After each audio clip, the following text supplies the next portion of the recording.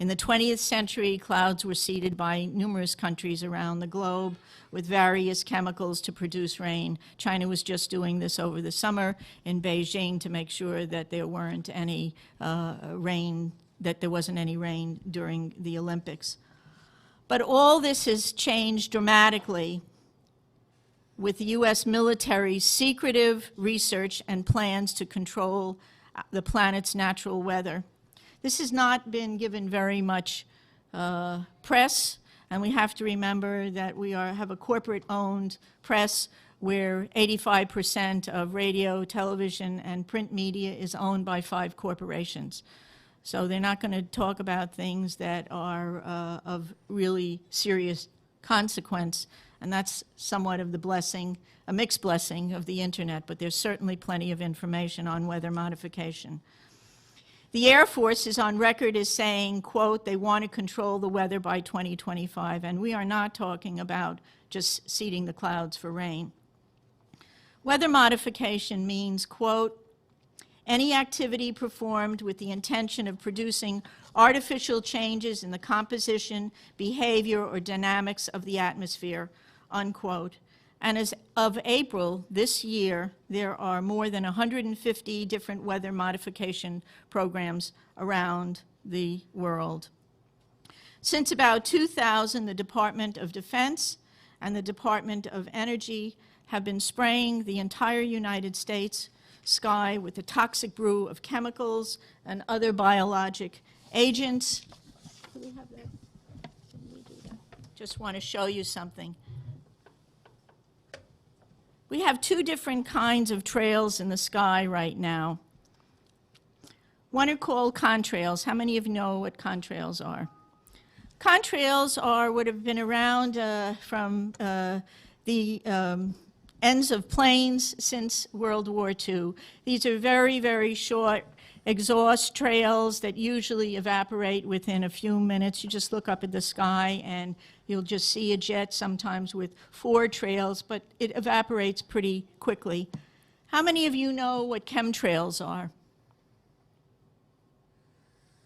Nobody.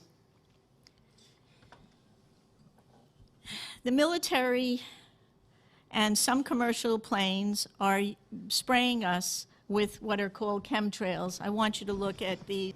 And oftentimes, before there's a weather front, there are heavy assaults from these planes just before a weather front is changed and comes in. Military and some commercial jets have been fitted with huge barrels of at least 49 different kinds of documented chemical poisons. Among other documented ingredients in this toxic man-made clouds are pathogenic molds, fungi, weaponized viruses, and made in some places like the secret site at Fort Detrick, Maryland, which is supposed to be a cancer site, but there are a number of scholars and professors tracking this that have big questions about this. Barium and nanoaluminum particles. What do these do to the human body? Barium is an alkaline earth mineral. It was discovered in 1774. At low doses, it can act as a muscle stimulant. At high doses, it detrimentally affects the heart and the nervous system. Barium is toxic to all mammals, and that means not just humans.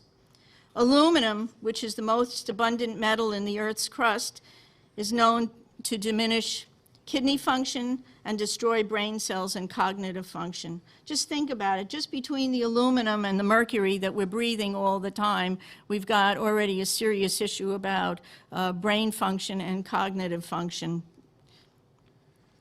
There is also documented evidence that the aluminum in chemtrails is released as nanoparticles, and that when they reach the Earth environment for wildlife, in lakes and streams, it's causing serious problems with wildlife there.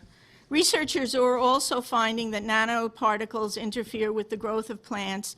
Nanotechnology is totally unregulated. Just this past month, a new research report came out showing and documenting for the first time that these nanoparticles actually go through the skin.